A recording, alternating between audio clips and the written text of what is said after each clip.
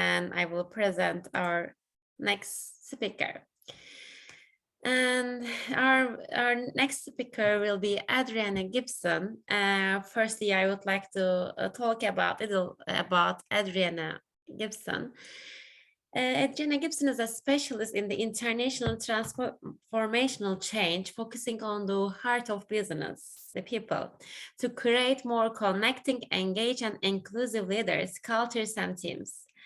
For 25 plus years, she has partnered with senior global leaders as an advisor and transformation leader, working across nearly 100 countries in financial services, healthcare, pharmaceuticals, and the business outsourcing industries. As an entrepreneur following for corporate career, Adrienne partners with global senior leaders, enabling them and their teams to better navigate global cultures, work more effectively together, make meaningful change, create inclusive and collaborate cultures, and boost engagement through keynote speaking, facilitating learning and development events, consulting, and one-to-one coaching. And then I am giving the floor to Adrienne. Sorry. Yes, I think it's okay, right? You can take the floor. Adrienne, you can share the screen. Thank you. Thanks very much, Laura. I appreciate it. And it's wonderful being with you all. Thank you so much for having me. I appreciate you all being here. And I'm curious about where everyone is around the world, but I'm sure as we go through, certainly feel free to pop in the chat.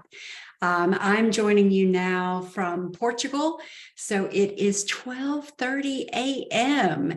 and I'm excited to be here with you guys. It's a really good excuse to stay up late. So I'm going to be talking to you today about inclusion beyond illusion. And I have a question for you. Do you bring your whole self to work?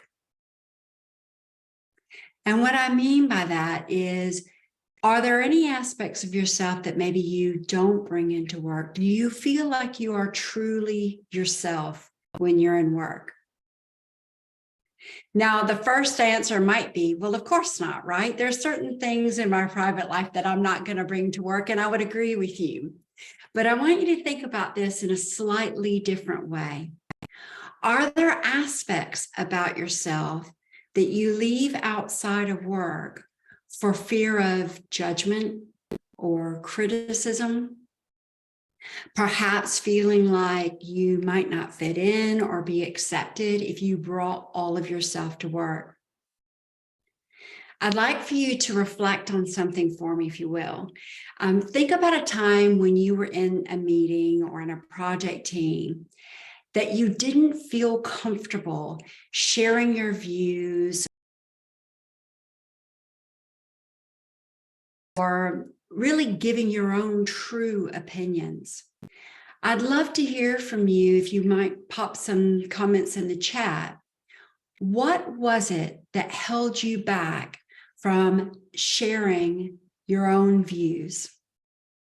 Love to see what you guys think. If you don't mind just popping a few comments in the chat, and we'll see what comes through.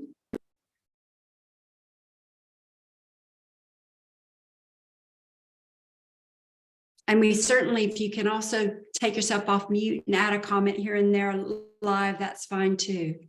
Kwame, thank you very much. Trust. It's a big one.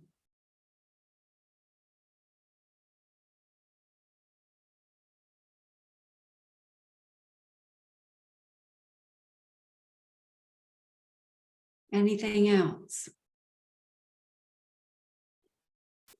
So sometimes there would be in belief, thank you. There would be a lot of reasons, very valid reasons why sometimes we don't speak up. But there are some times that we simply don't speak up because we're concerned about being judged or criticized. Perhaps feeling a little bit like, if I share my views, others might think that I'm not good enough or smart enough. Or perhaps there are some aspects of ourselves that we feel like need to be hidden because if people knew about that, we might not fit in or be accepted. Now, I would make an assumption based upon my experience that on some level, we have all experienced something like that. I know I certainly have. And I'd like to take a minute just to tell you about one of my own examples. In 2009, I moved to the UK from the United States. I moved from Northern Florida to London. And I can tell you that was a huge cultural difference. I was moving from a relatively small town by comparison to a big international city. Now, the job that I was taking was an international transfer. So I was going into a new team. So even though I'd been with the company for a while, I was moving to London to start working with an entirely new group of people. And my role was responsible for human resources in a subset for 55 countries across Europe, the Middle East, and Africa. Now, before that time, the only international experience I had had with work was with Canada. And Canada wasn't exactly all that different from the United States, right?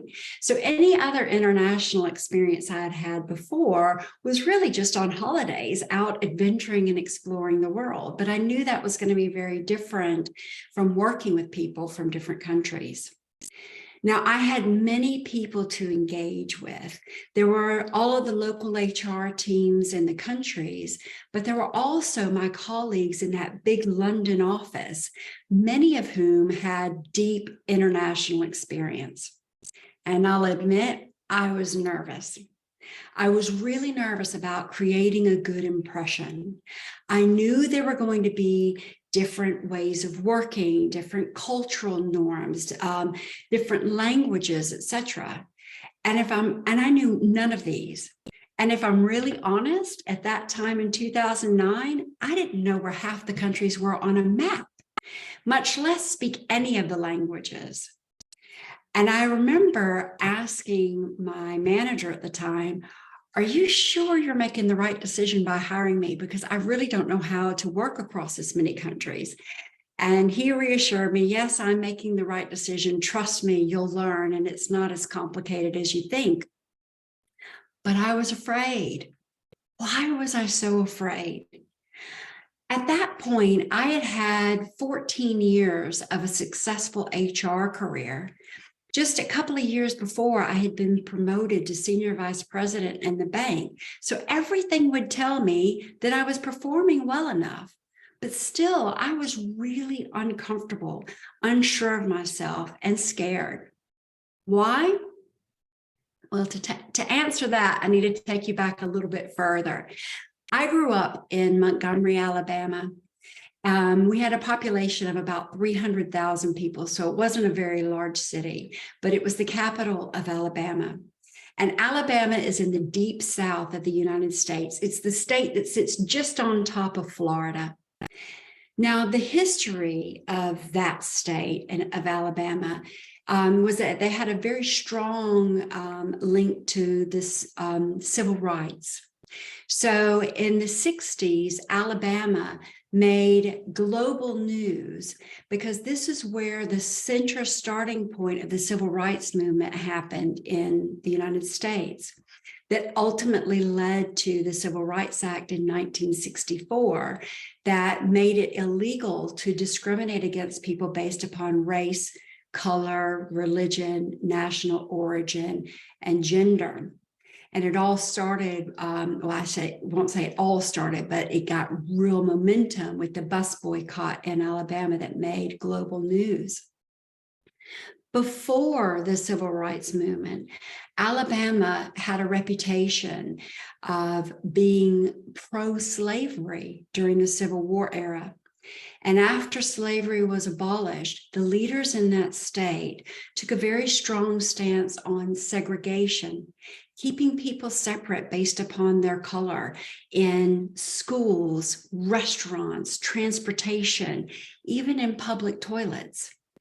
And the leaders of the state also were known for taking a strong stance against differing religions or maybe sexual orientation or any kind of beliefs that were different to their own.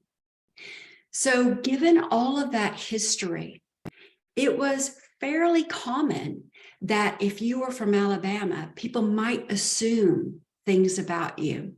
They might assume that you are a racist.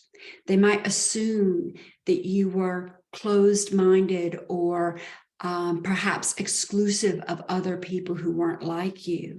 And that often led to being judged, being labeled, people making assumptions about who you were. And even though I grew up there, my beliefs were completely different to that and always were. But it didn't make a difference that when people heard where I was from, they would automatically often apply that assumption and that label to me, even though it didn't fit me. So imagine me moving to London. In my opinion, the most international melting pot city in the world. And here I was from Alabama, and I was nervous that people would think I was some small town girl moving to a big city who had no clue about how to be globally minded. And I was honestly terrified that people would hear where I was from and make assumptions that I was a racist or that I was in some way exclusive of other people. And I didn't want that. So I lied. When people asked me where I was from when I moved to London and started my new job, I used to say I was from Florida. Now, in my mind, I thought, well, that's not exactly completely untrue because I did just recently live in Florida before I moved to London, so I'm not telling a lie. But I knew it wasn't the whole truth. I knew when people were asking me where I was from, they were trying to place my accent. And I didn't want to give away where I was truly from because I was afraid of being judged or labeled. So I kept it to myself for a number of years until eventually I decided to tell one person in the office. And then when they didn't react badly, I told another and another. So what I learned from that experience was that when we hide parts of ourselves, then we're not able to be our full selves in work. We're hiding something because of fear of judgment or criticism or being cast out in some way, not included. And it keeps us from being able to truly be our full selves in work.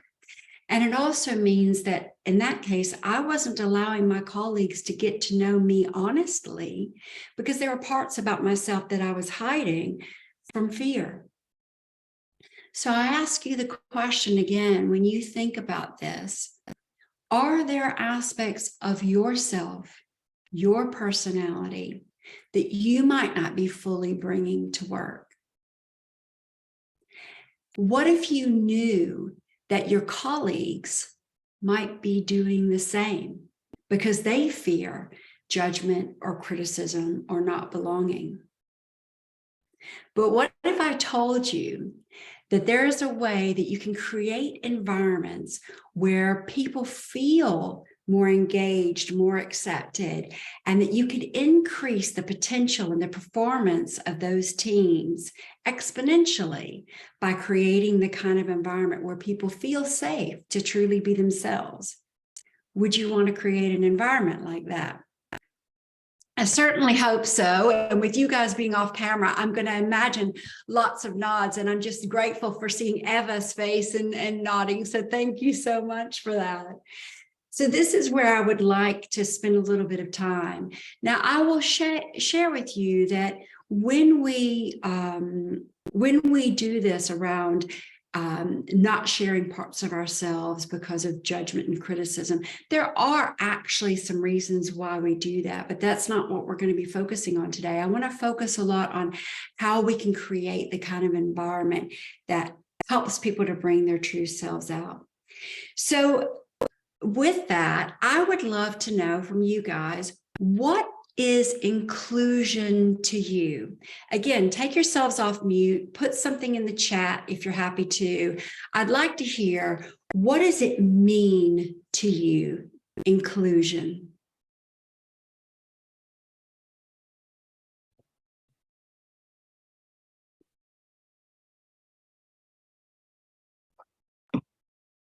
Okay, thank you, Eva. Belonging. What else? Being engaged, absolutely. And I want to elaborate on that. When people feel safe to bring their full self to work, they are more engaged and more expressing of their true selves, of their full voice, of their opinions. And that's what leads to more creativity and more innovation. Eva, thank you again. Trust. Malgosha, we have respect, and I hope I pronounced your name correctly. Anything else? And again, feel free to come off mute and chime in if you prefer to do that as well.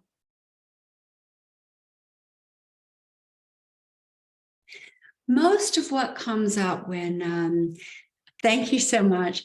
Most of what comes up when people are, and Kwame, thank you for sharing. Sharing is another part of inclusion.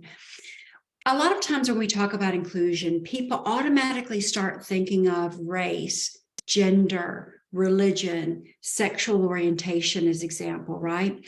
Because a lot of the diversity and inclusion policies or events at work tend to promote focusing on those areas. And that's great. And I'm a huge supporter of that sort of thing. But my question is that it? Is it just those categories? In my opinion, just focusing on a small category of some of the differences that we naturally have as people is creating a surface level of inclusion. We create programs and measures of specific groups to see how people are engaging, what kind of activities we can have to create awareness, which is great, but it's not enough. It's surface level inclusion. And in my opinion, that's what can lead to the illusion of inclusion. Where real inclusion happens is how people are behaving on a day-to-day basis across a wider spectrum of natural differences that we have as people. Now, I'm going to take the screen for a moment and share with you, bear with me, a few images. And as I do, I'd like for you to just pause and reflect. Get the slideshow going. And this is privately, I'm not going to ask you to share. What comes up for you? Notice what comes up for you as you see these images. I'd like you to notice, do you create an opinion, a story? Do you create any labels, or perhaps even sometimes a fear?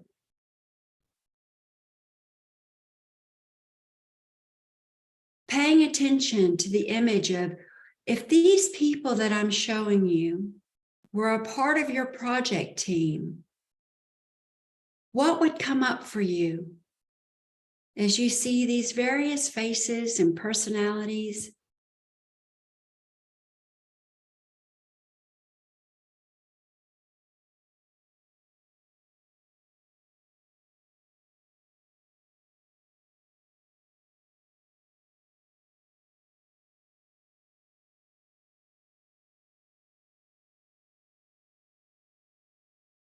All of these colleagues that you might be working with.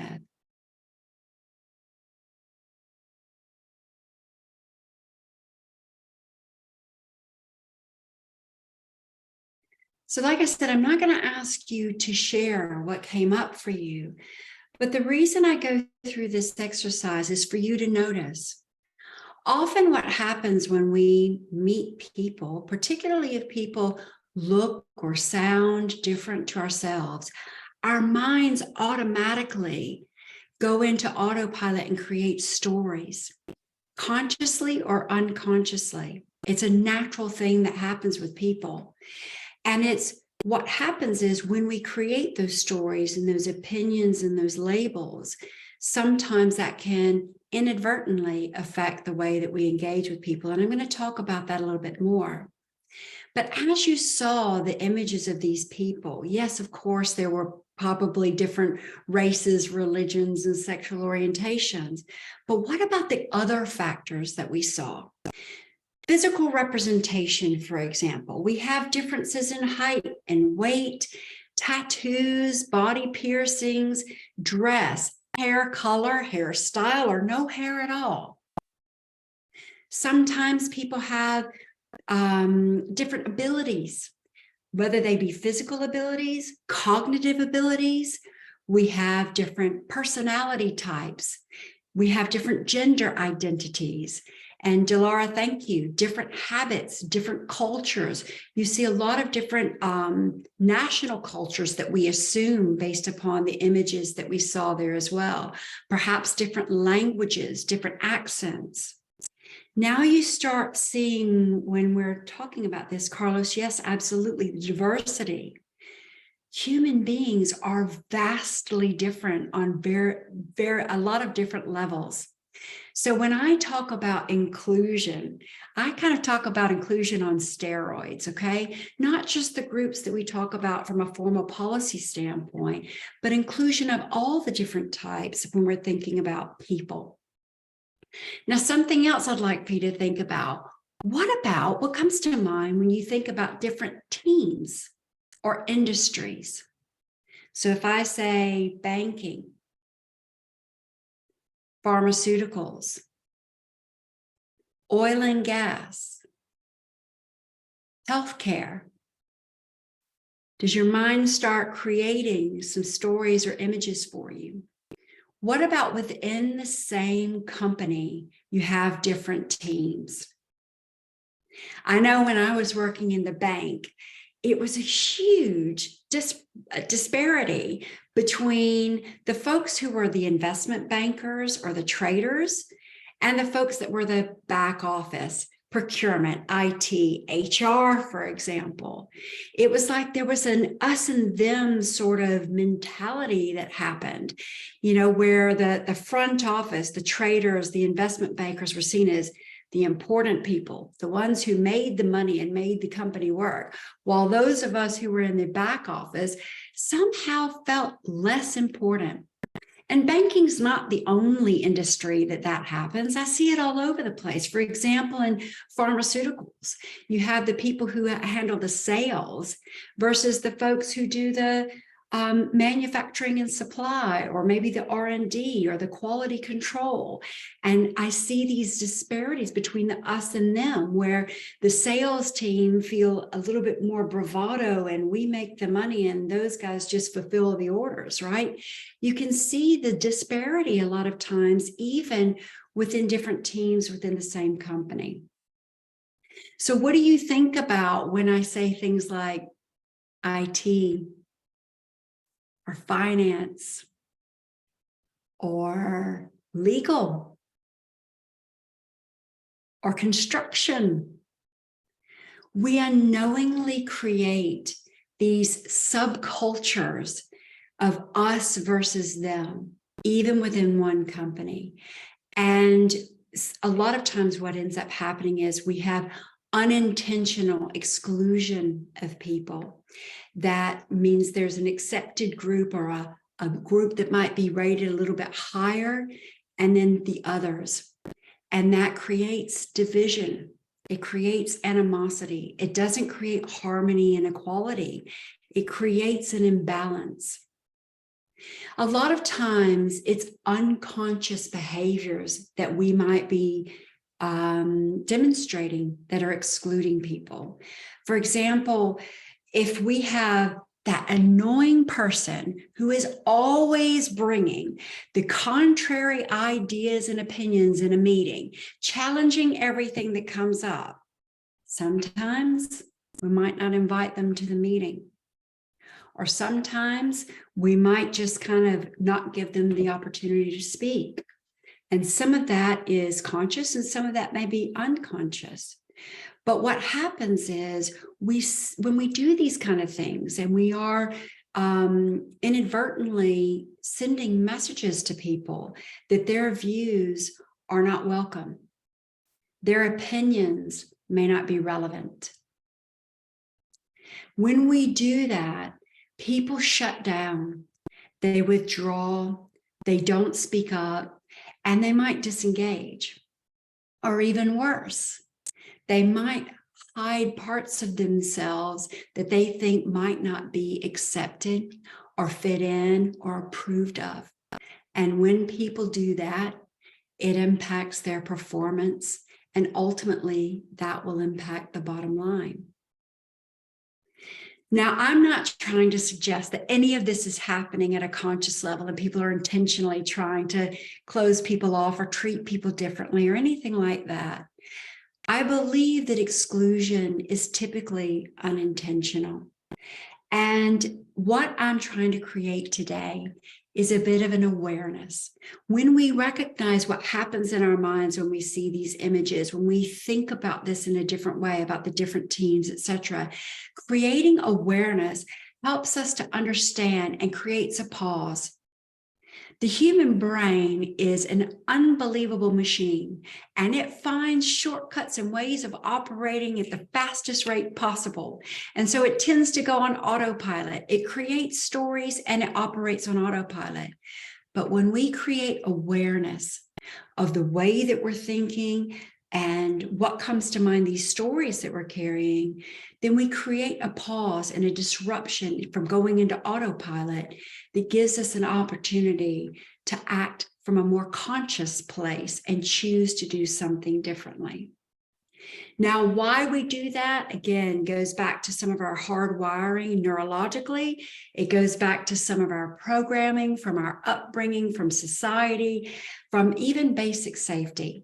And I don't have time to talk about all that today, about the why we actually operate that way. What I'd like to focus on is how do we create a different kind of environment that builds more inclusion and engagement? How to get beyond that surface level to a depth of engagement where people are really included. It's about creating a spirit where everyone is welcome and that they can bring a full expression of themselves. So we don't feel like we have to fit a particular mold or show up in a particular way, that it's safe to express ourselves and our true, honest opinions, that we embrace the uniqueness of one another because we are all truly unique, and that we are curious about each other and that we honor our differences. Now, why is this important to you guys? As project and program managers, you are often trying to deliver projects that require getting people on board with the initiatives, getting people bought into, and getting their full engagement to contribute to a project. You need ideas, you need people to behave in a fully engaged way in order to get a project through to completion, to get the best out of people. So how do we go about creating environments where you get a full contribution from people? So I'm going to share my slides again. Bear with me 1 second. Get these up on the screen. Okay, so the first step I call setting and embedding your intention. So setting the intention of inclusion. What does that mean? Being clear from the start about the spirit of the group being an inclusive one, making sure, when you start your project meetings, you often start with ground rules or expectations. Where are we going? How are we going to operate with each other? Well, what if you started setting up those intentions from the very beginning about thinking about how do we want to operate and engage with each other? How do we want to do something in a different way? What are acceptable behaviors and not? What kind of behaviors encourage inclusion?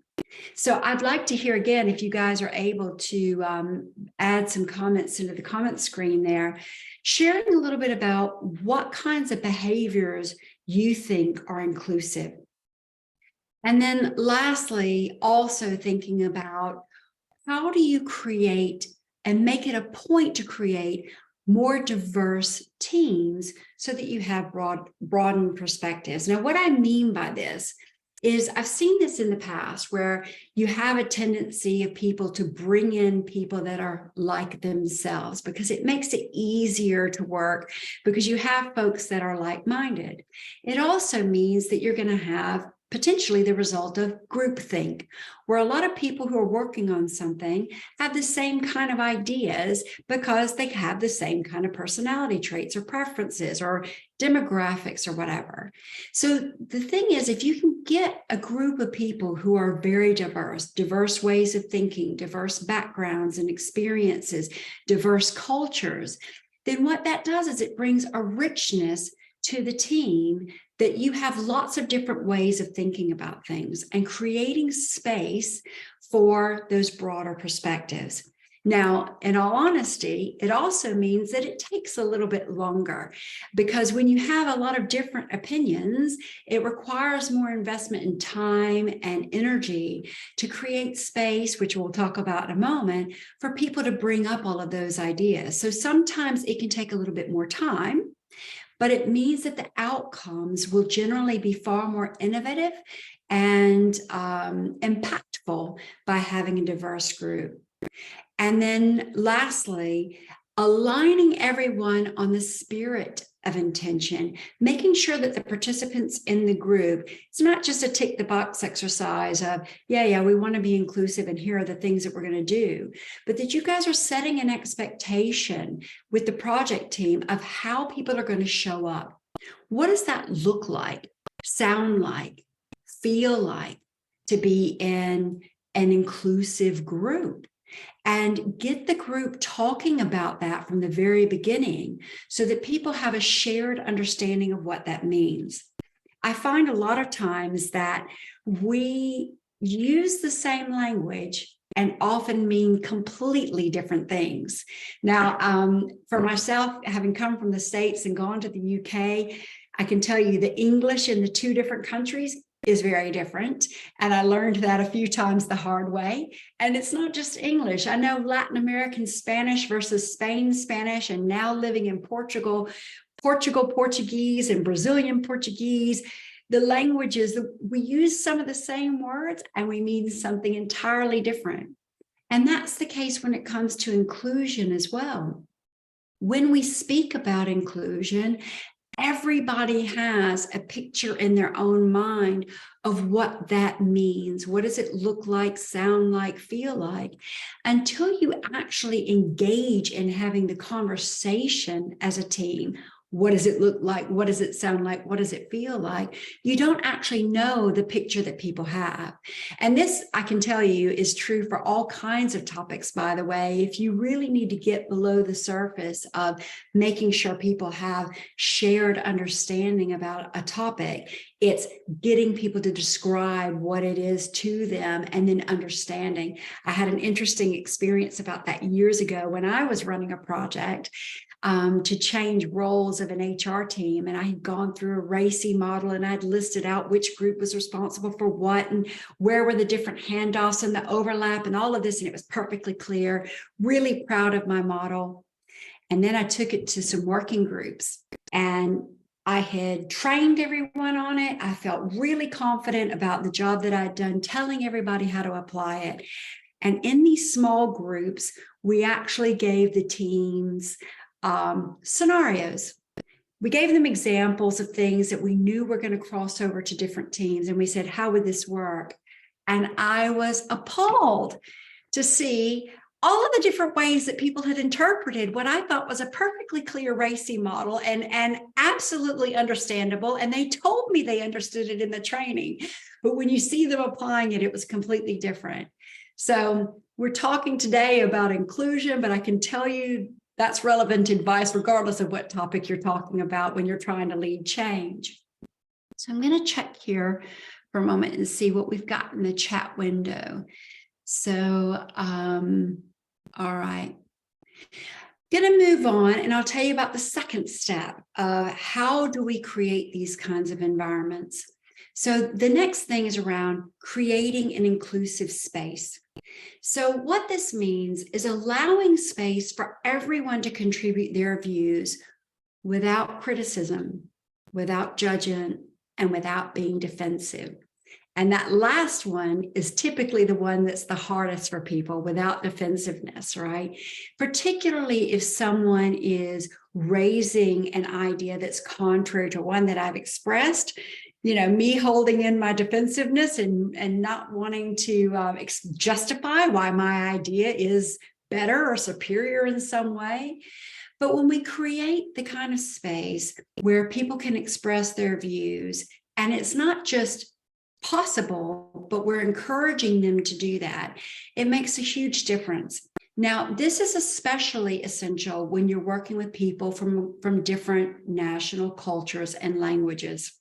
There are hugely different ways that it's appropriate to turn up in meetings. Now, an experience that I had that probably illustrated this better than any was working for a Japanese pharmaceutical company. The company had been in operation for 235 years when I was working for them, and they bought out 3 other international companies. One was based in Switzerland and 2 were based in the US. And it meant that they had a pretty large population of American employees joining this Japanese company.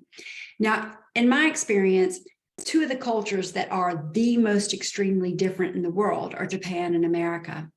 And the way that people turned up in meetings, just looking at those 2 cultures, because they had people in, the team I was in, we had people in 43 different countries.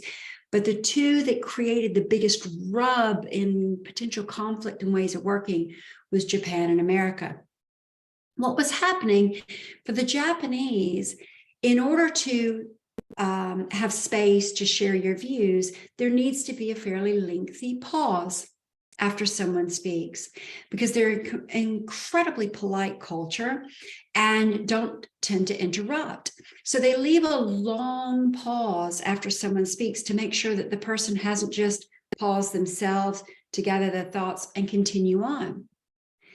The American culture didn't allow for that long pause. The pauses were very brief, and the American colleagues would jump in quite quickly. Okay, it's been like 2 seconds. Let me tell you my idea. Or in some cases, they might be interrupting each other. Now, what I ended up having to deal with in HR was I had 2 groups. The Americans felt like, well, why aren't our Japanese colleagues contributing in our meetings? They're not speaking up, and it's really frustrating because we're supposed to be creating global solutions. Or we thought we had their agreement from the meeting, and then they went off and did something else, because the Americans were interpreting silence meant agreement. It didn't.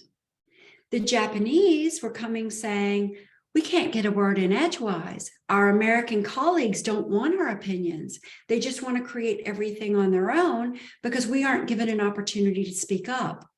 And then they tell us about decisions that they've made that won't work for us, and then we can't implement them. So when we talk about creating space for everyone to contribute, what we have to think about, particularly when we're working in global project teams, is that there are hugely different ways that it's appropriate for people to turn up. In some cultures, that's going to depend on the hierarchy or status of who's in the room. Some cultures don't challenge their hierarchy. So if someone who is more senior or longer tenured asserts an opinion, then someone more junior might not raise that. So how can we create space for people to be able to bring forward their ideas or maybe contrary opinions? Sometimes we have to do it outside of the meeting and then bring it forward on their behalf. The ways that we speak up and needing pauses or speaking over one another, these are kind of terms that you need to work through with your project team to say what's acceptable for us. Now, just to make it even more complicated, human beings communicate in different ways generally. So, for example, you'll have some people who are more thinkers and want to communicate with data, figures. They want to be analytical.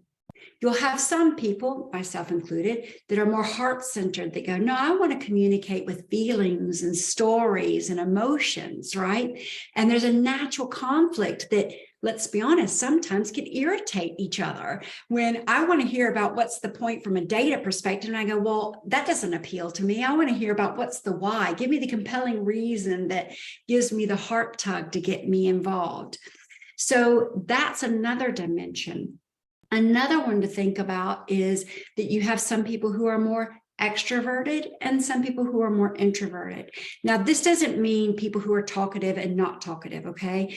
Extroversion just means I get my energy from outside myself, from engaging with others. Introversion means I get my energy from within myself. So I go within, think through what I need to process, and then I communicate. So if someone has strong extroversion preferences, they might want to think and speak at the same time. So they are processing their thoughts as they're speaking up in the meeting.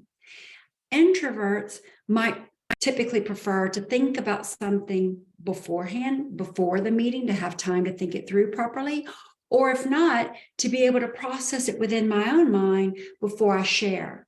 So depending upon how the meeting is flowing, how the engagement is flowing, somebody might feel like they don't have an opportunity to contribute unless there's an appreciation for that, and there's a structure in place that allows and acknowledges that people have different preferences. Hard to get that right all the time, I can honestly say, but it's something to be cognizant of when you're trying to engage different groups of people. The next point is around encouraging people to respectfully challenge each other's views and have healthy conflict. Now, I'm not talking about, open disagreements and arguing with each other, whatever, but from a place of trust and respect and honoring different viewpoints, how can we encourage and allow room for people to raise differing opinions? So if you are leading a project team saying, look, I'd like to hear from everyone. Does anyone have any diverging opinions here that they'd like to share? To say that you're setting an expectation. Are there differing views? Are there other ways that you guys have to recommend? Not that we're discounting the first one that was offered, but what else is there? We want to hear all the views before we make a decision about the way forward. That is best done when people feel like they can trust each other and feel safe.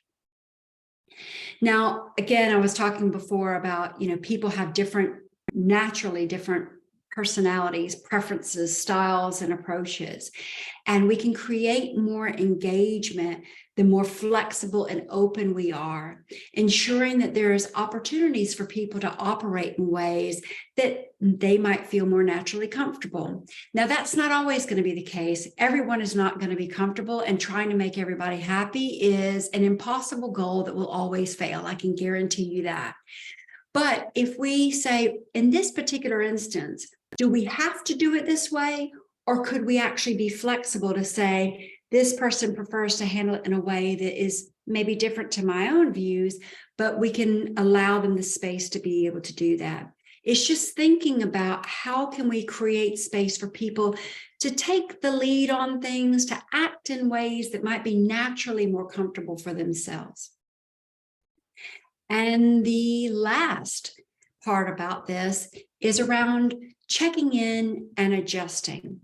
First things first, don't assume things are going smoothly just because no one expresses a concern. That's usually happening behind the scenes. People are chatting about things. They might not necessarily bring things up. I will guarantee you, when you're working across different personalities, different cultures, all of the kind of varying perspectives we've talked about here, things will not always go smoothly. The more you can approach that with honesty, look, we have the intention of making sure that we're being inclusive, that we're creating the right environment. If something goes wrong, we want people to be able to talk to us about that. If it's not working, we want people to be able to raise that and then be able to address that proactively. And be honest about it from the start and throughout, so that people know that if mistakes happen, you don't want them to, but it's inevitable. If mistakes happen, we want people to be able to raise that. Make sure that you're not just relying on people to share if they have discomfort or whatever. You need to actively solicit ongoing feedback in a number of ways. Check by inquiring how things are going, what's working, what's not working.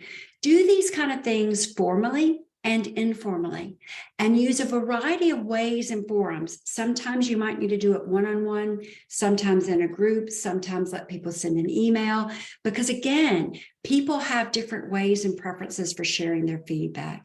But if you set the intention from the start that you're going to expect feedback from people, then it won't come as a surprise for them that you're asking. And last, but definitely not least, is course correct. Mistakes are going to happen. Admit it, encourage others to admit them when the mistakes happen, and then identify as a team what needs to change, what kind of behaviors, are there dynamics in the team that we need to change. And don't forget, when you're asking what's working well and what's not working well, we often get so focused on the what's not working well and what we need to change that we forget and neglect what's actually working really well. And then we somehow let it slide. So reinforce also what's going well and make sure that you're focusing on that. And then adapt and repeat the process. Okay.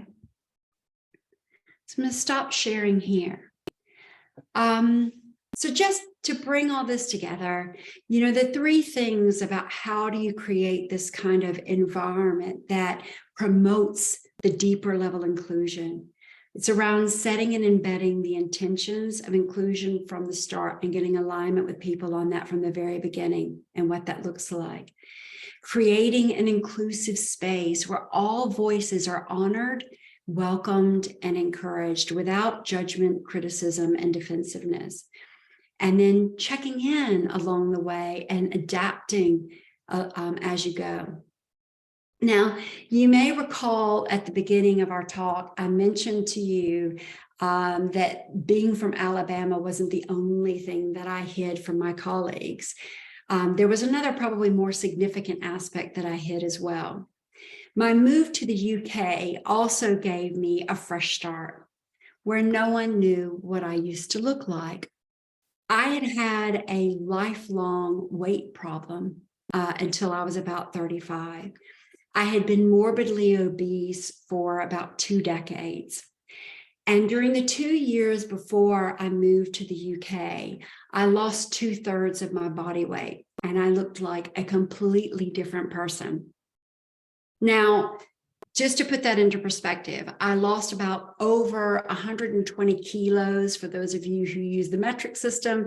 And for those in the States, I lost over 250 pounds. So to say I looked like a completely different person was an understatement. I was actually unrecognizable to people who knew me and hadn't seen me in years and literally had to reintroduce myself. So I was thrilled to be moving to a new place where no one knew what I used to look like and I had a fresh start. But why did that matter so much to me? It mattered to me because I felt like there was a stigma with being overweight. I felt like people judged me and labeled me in some way as being lazy. And I wanted to make sure that people who were seeing me in my new way of being weren't carrying that label. So I thought that they might not want to include me, for example, because they might not think in their team, they might not think that I would work very hard because maybe they thought I was lazy. So how that affected me in my professional life, I'll share with you in a moment. But the big thing was, why did I have these stories to begin with? And it's because of how I grew up and what I experienced. As a kid and a teenager being overweight, I was always the last one picked for any sporting events because the other kids thought I would be too slow. Or I didn't look like the cool kids or the popular kids. So I was labeled as an outsider and treated that way. I didn't have very many friends as a result. And of course, you can imagine the labels and the jokes and things that kids made. It happens. So from that, I had this story that society felt it's not okay to be overweight, that there was something wrong with me. Now, clearly, from a health perspective, it wasn't okay for me to be that overweight, but that's not what I'm talking about.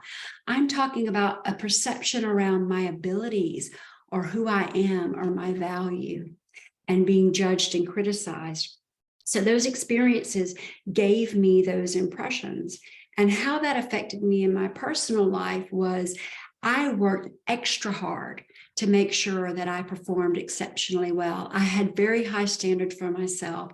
And I used to make sure that I was outperforming my colleagues just to try to disprove what I felt were labels or opinions that people might have had for me that I thought were unflattering. So once I had drastically changed my appearance, the last thing I wanted was for people to know about my history of weight because I didn't want that label to follow me. So I hid that part of who I was. And the only person in the London office who actually knew me before my weight loss, I swore him to secrecy so that he wouldn't tell anyone about it. It took me about a decade to realize that what I had gone through was actually extraordinary and that it had the power to motivate and inspire others if I was simply honest and shared that part of my journey. That it was a fundamental part of my identity and who I am. And by disowning that part of myself, I was disowning me in a way and not being my full self. And I recognized that there was courage and strength and a greater potential when I embraced my whole self, my whole story, and could share it confidently. And that's what I hope you guys have experienced with me today. So you may recall when at the start of my talk, I'll share my screen for a second, that you might have seen an image.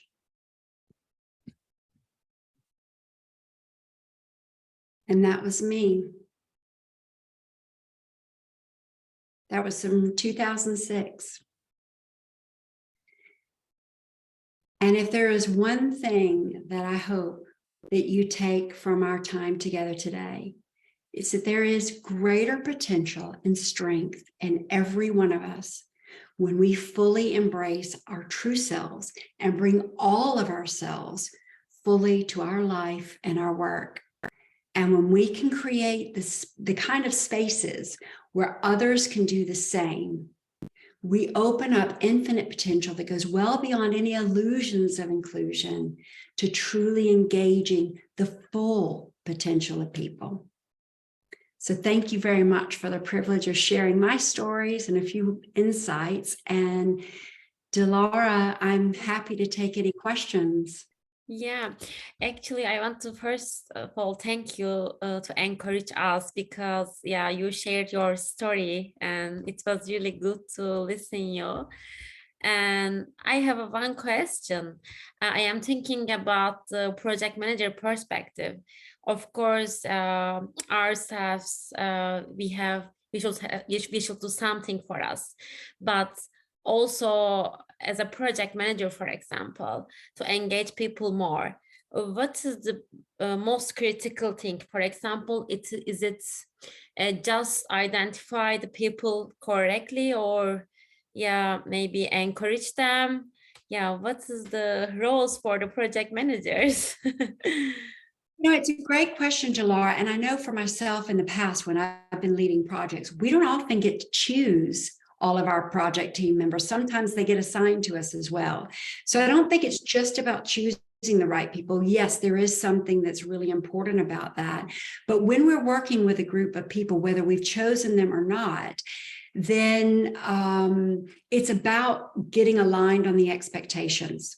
That initial conversation, when I was talking about actually talking about what does it look like, sound like, feel like, what is our purpose, how do we want to behave and show up with each other, what is it that we're here to do, and how do we plan to go about that, being really clear about that, and honestly painfully clear about that from the beginning and then throughout.